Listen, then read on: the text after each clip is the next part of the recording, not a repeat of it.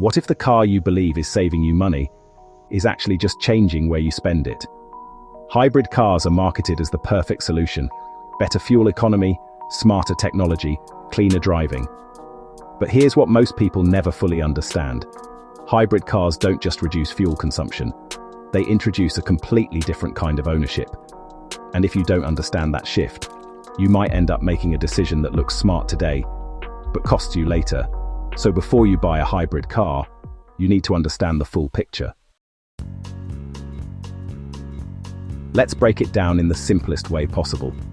A hybrid car combines two systems, a traditional internal combustion engine and an electric motor powered by a battery.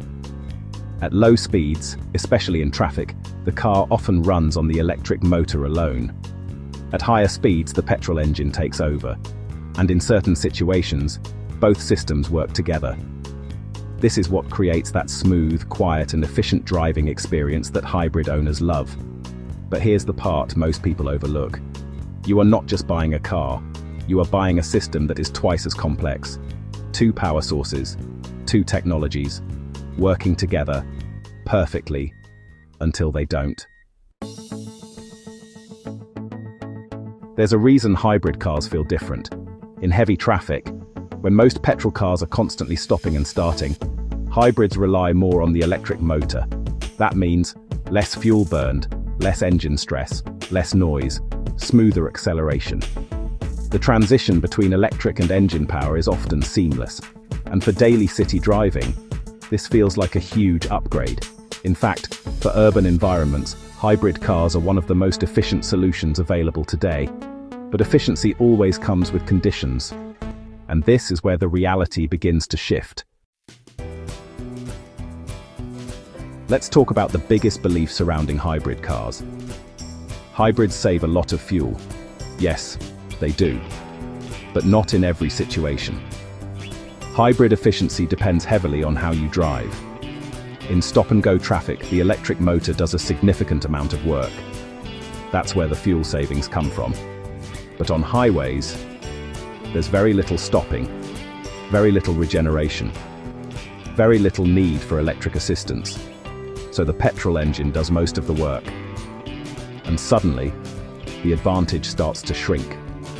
Now think about this. If most of your driving is long distance, are you really benefiting from the hybrid system? Or are you just carrying extra weight, extra complexity, and extra cost for a feature you rarely use? Now we come to the most misunderstood part of hybrid ownership, the battery. Most people think in simple terms, the battery will last 8 to 10 years. But that's not how real-world performance works. A hybrid battery doesn't suddenly fail one day. It slowly, gradually, loses its efficiency. At first, everything feels normal. Then over time, the electric-only driving range becomes shorter. The engine starts turning on more frequently. Fuel economy begins to drop.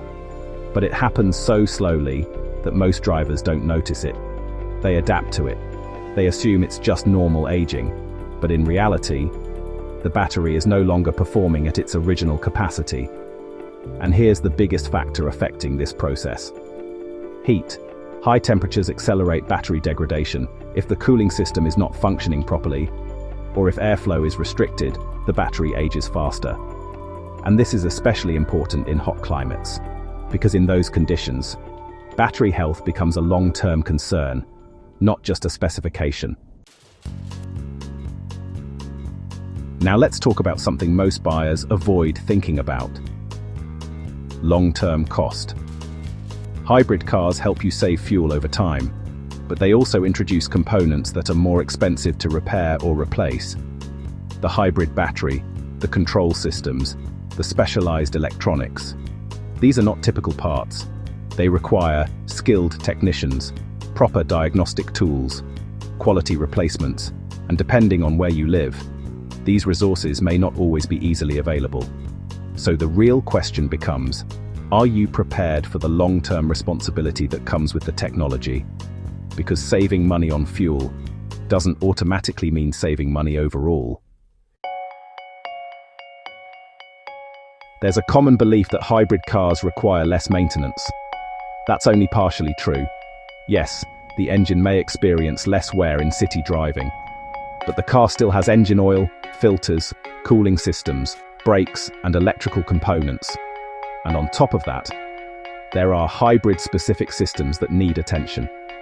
Maintenance is not eliminated, it's redistributed. And if ignored, small issues can develop into larger, more expensive problems. A hybrid car is not the right choice for everyone. It may not be ideal if you primarily drive on highways, you prefer simple, low-cost maintenance, you don't have access to hybrid specialists, or you plan to keep the car long-term without active care. In these cases, a traditional petrol car might actually be the smarter option. On the other hand, a hybrid car makes perfect sense if you drive daily in heavy traffic. You want better fuel efficiency in city conditions. You value smooth and quiet driving, and you understand and accept the long-term ownership model. In the right environment, a hybrid car can be incredibly effective. Hybrid cars are not a perfect solution. They are not a scam either. They are simply a different approach. And like any technology, their value depends on how well they match your needs. So before you decide, don't just ask, is a hybrid car good? Ask the better question, is a hybrid car right for the way I drive and the way I maintain my car? Because the smartest decision is not the most popular one, it's the one that actually works for you. If you want a complete breakdown of hybrid versus petrol versus electric, then make sure to like this video and subscribe to the channel. Because here, we don't follow trends, we break them down.